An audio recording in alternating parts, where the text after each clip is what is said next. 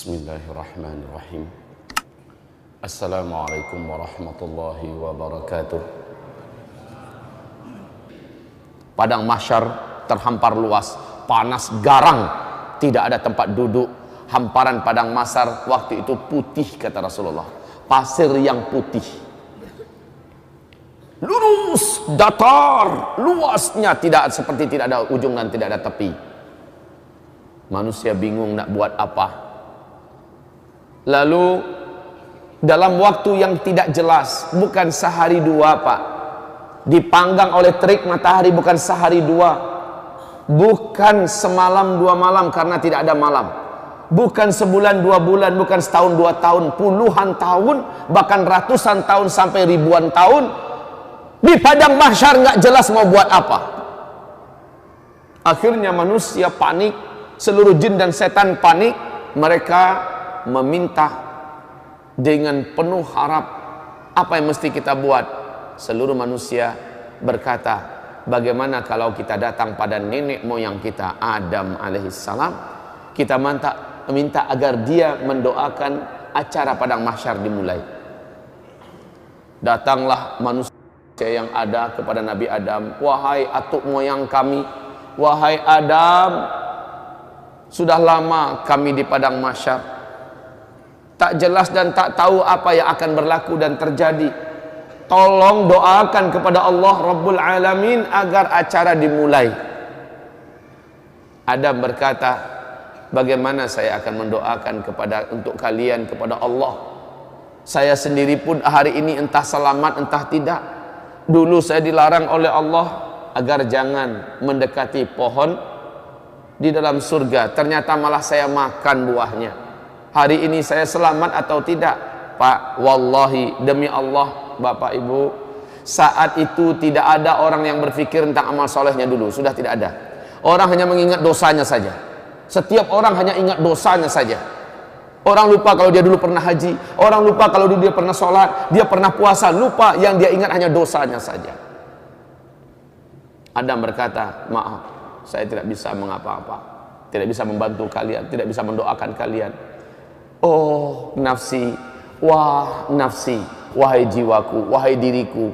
Maksudnya saya ini selamat atau tidak? Wahai diriku, wahai diriku.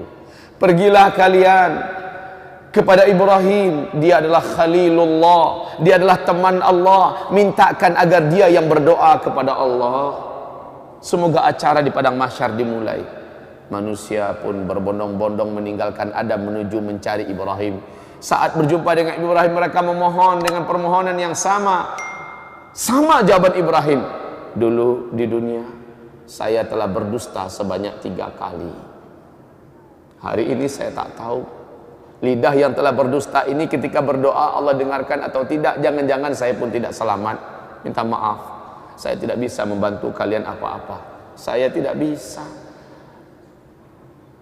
Dia berdusta 3 kali. Pada Rasulullah mengatakan dusta Ibrahim waktu di dunia dulu hak, dusta yang benar. Tetapi Ibrahim menyulitkan, menganggap itu sulit buat dirinya nanti pada hari kiamat. Bagaimana dengan kita yang betul-betul berdusta di atas kebatilan? Sementara Ibrahim berdusta di atas kebenaran, dia rusuh dan gelisah tentang dirinya. Pergilah kalian kepada Musa, dia adalah kalimullah, minta kepadanya. Dialah teman bicara Allah dulu di dunia, agar dia yang berdoa kepada Allah acara ini segera dimulai. Ketika manusia mulai meninggalkan Ibrahim, kata Rasulullah, Ibrahim berkata, wah nafsi, oh diriku, oh diriku. Manusia sampai berjumpa akhirnya dengan Musa setelah pencarian yang lama. Setelah berjumpa, wahai Musa, bla bla bla bla bla. Musa berkata, aku dulu di dunia membunuh orang, hari ini aku selamat atau tidak? Minta maaf, saya tidak bisa membantu kalian. Berdoa kepada Allah untuk kalian. Hari ini saya entah selamat entah tidak. Pergilah kalian kepada Isa, dia adalah Ruhullah, orang yang tidak pernah buat salah, orang yang tidak pernah buat dosa. Isa, pergilah kalian kepadanya. Maka manusia pun mencari di mana Isa. Seluruh manusia menyebar mencari di mana Isa. Saat Isa ditemukan, mereka langsung memohon, Lagi-lagi jawaban Isa adalah minta maaf. Bukan wewenang saya pada hari ini untuk menolong kalian agar acara padang mahsyar dimulai. Lalu kaum muslimin, pergilah kalian kepada Habibullah, kekasih Allah, Sayyidul Anbiya wal Mursalin, Muhammad sallallahu alaihi wasallam. Minta kepadanya agar dia berdoa kepada Allah supaya acara dimulai. Manusia pun datang berbondong-bondong ketemu dengan Nabi Muhammad. Mereka memohon. Apa kata Nabi Muhammad? Saya orangnya. Saya orangnya pada hari ini diberi wewenang untuk menolong kalian. Maka kata Rasulullah, saya pun sujud dengan sujud yang lama, sujud yang dalam dan panjang. Akhirnya Allah berkata, hai Muhammad, angkatlah kepalamu, utarakan apa yang engkau mau, permintaanmu pasti dikabulkan. Nabi Muhammad pun mengangkat kepala dan berdoa, ya Allah, telah lama kami di padang mahsyar. Sesungguhnya hamba-hambamu ini sudah patut dan pantas untuk mulai diurus. Ya Rabb, mulailah acara padang mahsyar. Allah pun mengabulkan berkat doa Nabi Muhammad. Acara padang mahsyar dimulai. Bagaimana tandanya? Awan datang, lalu awan itu bersibak. Malaikat turun bersaf-saf dari langit. Waja'al malaku wal malaku, dan para malaikat datang saffa, dalam keadaan bersaf-saf. Seluruh malaikat diam, mulut mereka terkunci, sementara mereka bagaikan raksasa-raksasa yang sangat perkasa di hadapan jin dan manusia yang ada di hamparan padang mahsyar. Malaikat berbaris-baris bala tentara Allah yang perkasa-perkasa, diam seperti ketakutan, pucat tegang. Malaikat saja tegang, Pak. Ketika acara dimulai, la haula wala quwata illa billah, seluruh manusia mulai tertunduk ketakutan, khususnya orang kafir. Ternyata apa yang dijanjikan Allah dulu ternyata benar. Akhirat ada, ternyata benar, padang mahsyar ada, dan ini acara akan dimulai. Kaum muslimin yang kami muliakan, berbagai macam keadaan manusia di pemandangan padang mahsyar. Kalaulah kita ada waktu, inginnya saya bercerita tentang dahsyatnya padang mahsyar, tapi waktu kita bukan untuk membahas itu sekarang. Rasulullah bersabda, akhirnya yang akan masuk neraka sudah diputuskan siapa-siapa orangnya. Mereka pun digiring dengan paksa oleh para malaikat-malaikat yang perkasa. Beberapa di antara mereka mencoba melarikan diri. Mencoba melarikan diri.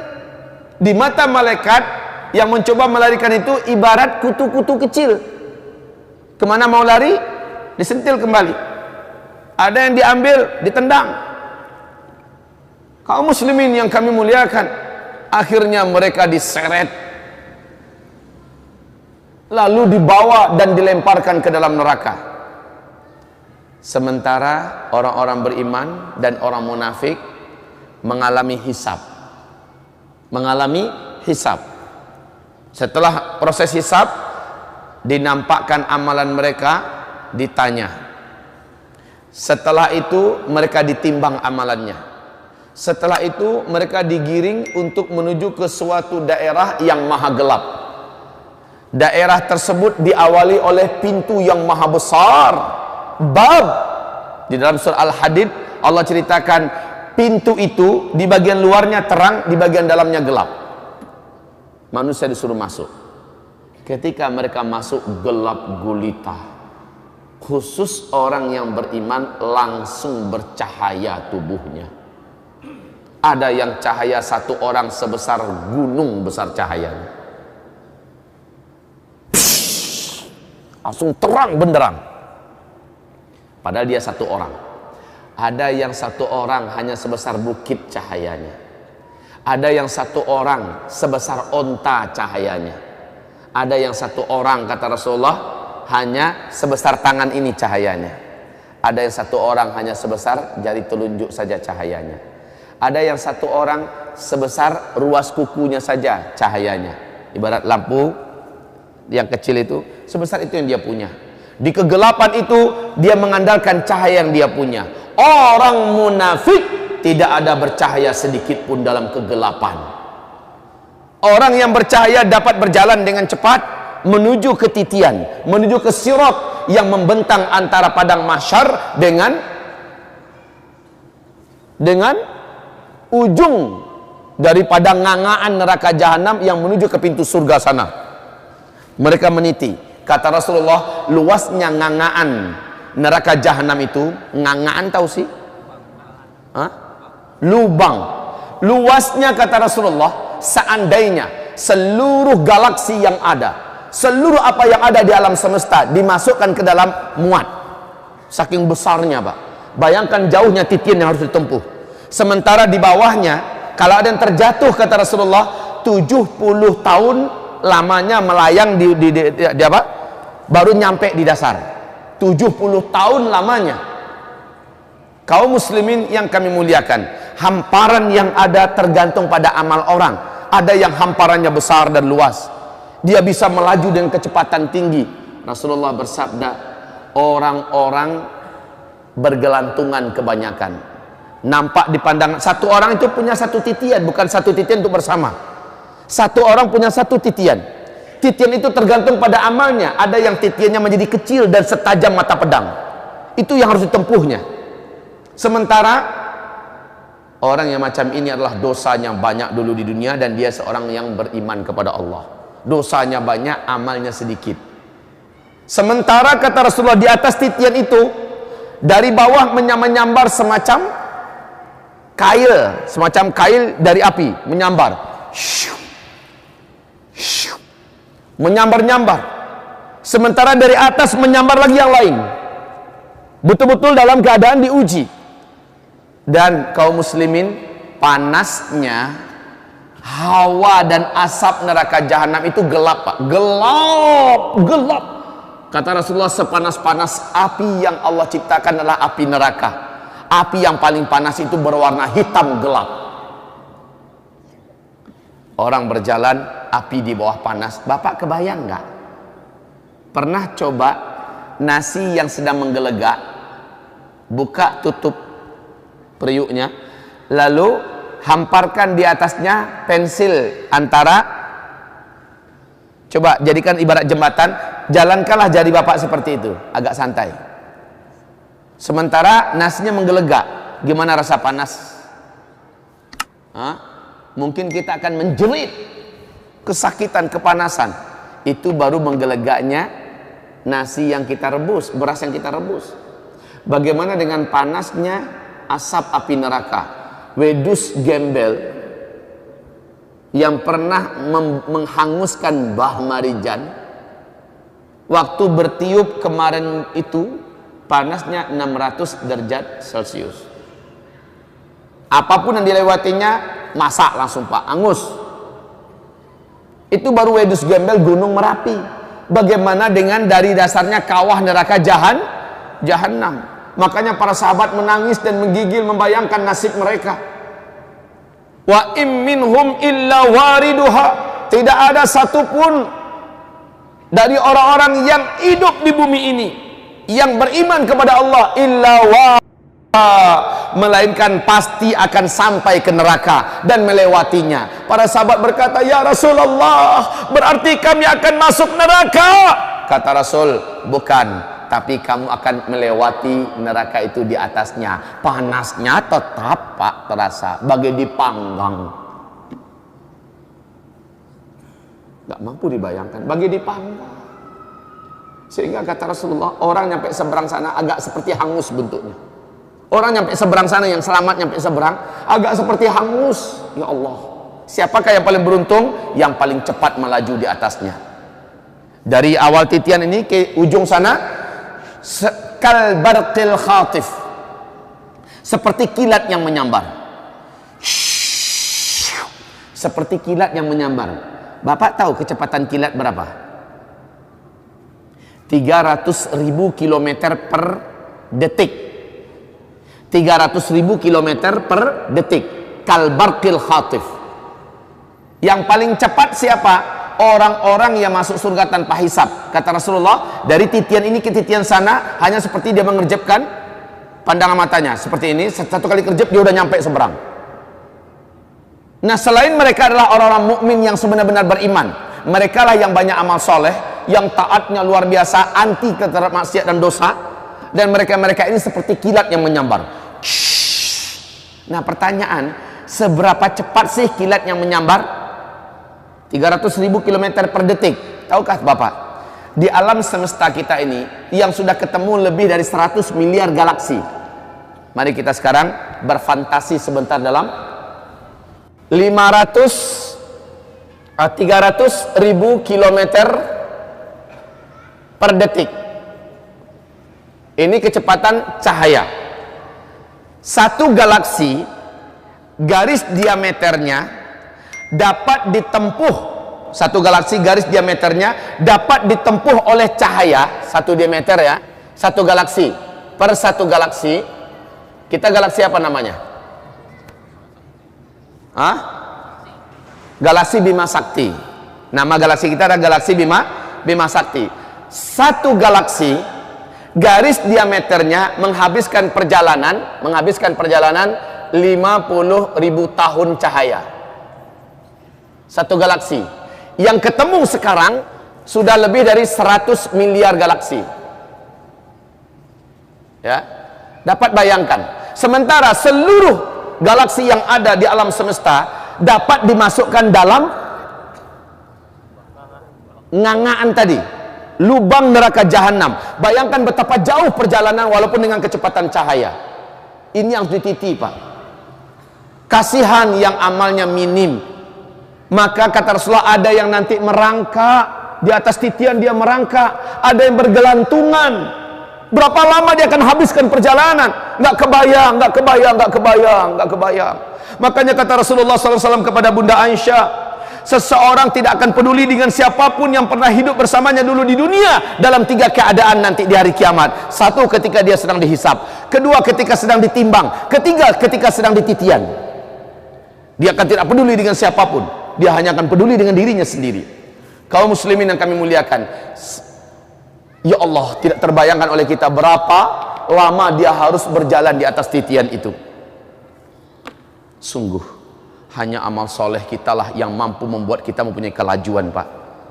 Ada yang kelajuannya seperti burung yang terbang, kata Rasulullah. Ada yang kelajuannya seperti kuda tercepat yang pernah ada di bumi.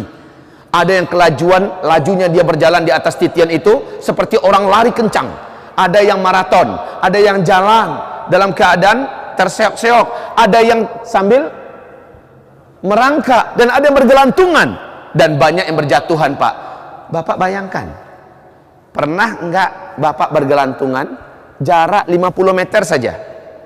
Kasih jarak antara kita dengan tali yang bergelantung itu 1 meter saja. Coba Pak, sanggup nggak tangan agak 50 meter aja, Pak? Di tengah dia udah menggigil tuh karena kelelahan.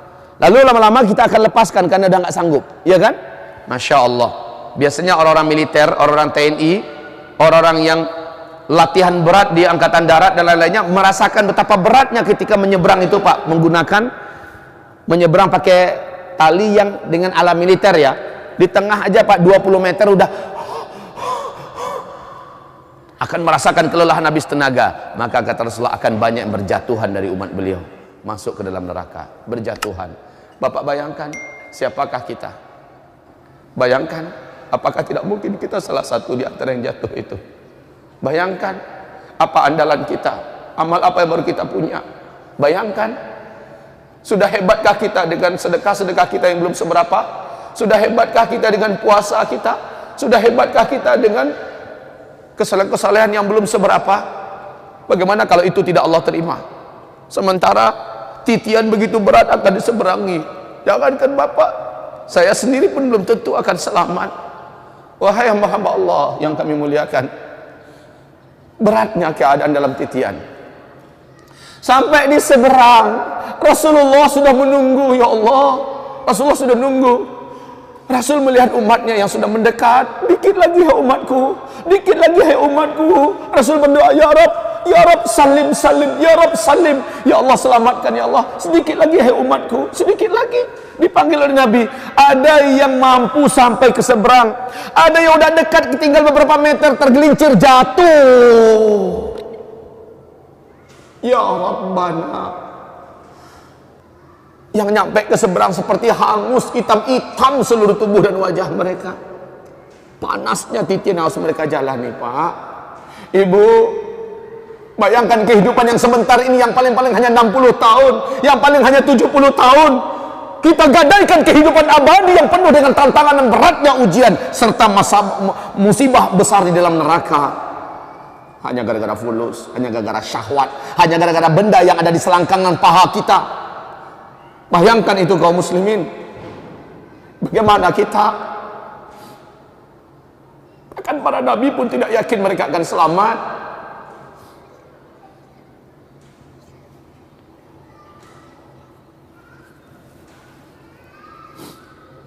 Kaum muslimin yang kami muliakan, sesampainya di seberang, udah selamatkah mereka? Nyampe di seberang, udah selamatkah mereka? Belum. Sudah tersedia satu telaga khusus disebut dengan telaga Nabi Al-Kautsar. Orang-orang yang selamat ke seberang. Seluruh orang munafik yang tadi gelap, mereka nggak nampak mana sirat mereka. Ketika mereka sampai di tepi jurang, langsung jatuh ke dalam, karena mereka tidak melihat apa-apa. Inilah nasib orang munafik. Orang munafik di belakang berkata, hai orang-orang beriman, tunggu kami, bukankah kita dulu sama-sama Islam? Orang beriman yang punya cahaya meluncur yang berkata, sorry, kalian perlu cahaya, ambil ke dunia. Dulu kalian tertawakan kami karena kami kuat beragama. Orang-orang yang tertawakan jenggot, orang-orang yang tertawakan kita sujud, orang-orang yang tertawakan wanita muslimah kita yang bercadar, orang-orang yang tertawakan hafiz-hafiz Quran, orang-orang yang mengejek pondok pesantren, padahal dia orang Islam, orang-orang yang membuat senang hati orang kafir dengan mengeluarkan kata-kata yang melecehkan dan merendahkan Islam. Mereka kaum munafikin dan para pengikut mereka gelap gulita, tidak bercahaya. Sementara orang beriman, singkatnya, yang selamat sampai ke seberang, kaum muslimin, setelah sampai di seberang belum tentu lagi selamat. Memang kakinya sudah lepas dari tali, dari titian, dia sudah menginjak daratan menuju ke pintu surga. Dia dipersilahkan minum dari telaga Kautsar. Tapi kata Rasulullah, ada orang-orang dari umatku kelak, saat mereka sampai di seberang,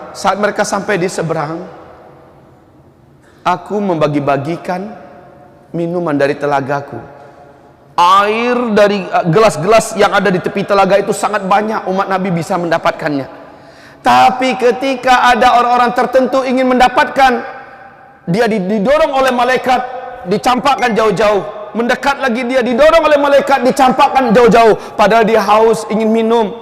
Rasul berkata, hai para malaikat, mereka adalah umatku, kenapa kalian melarangnya? Kenapa kalian tahan? Biarkan dia minum. Apa kata para malaikat? Hai Muhammad, engkau tak tahu ya, orang-orang ini adalah di antara umatmu yang setelah engkau tidak ada, mereka mengarang-arang ajaran Islam yang engkau tidak ajarkan. Mereka tidak berhak meminum dari air telaga engkau. Tidak berhak minum dari air telaga engkau.